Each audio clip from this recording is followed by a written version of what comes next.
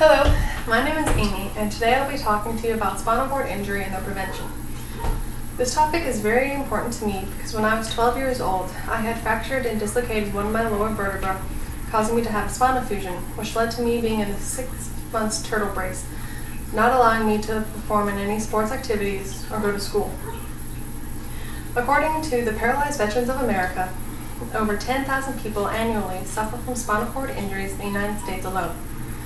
These injuries can be caused by traumatic or non-traumatic events.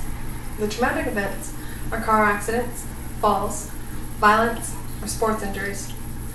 The non-traumatic events are arthritis, cancer, infection, and disc degeneration.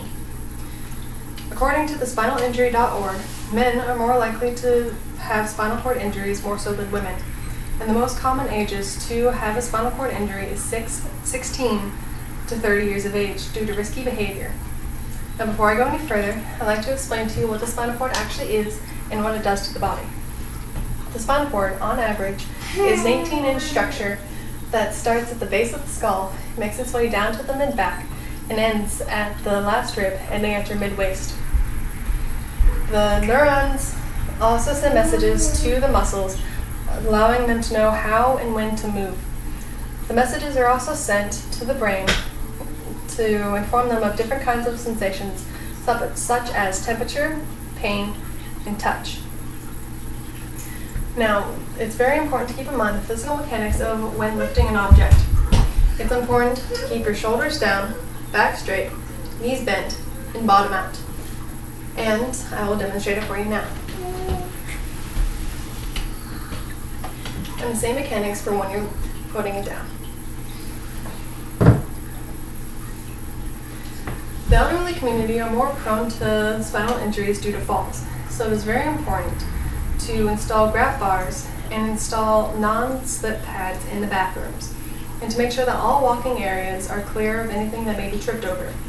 And women that are postmenopausal are typically encouraged to take medications to prevent osteoporosis, the weakening of the bones.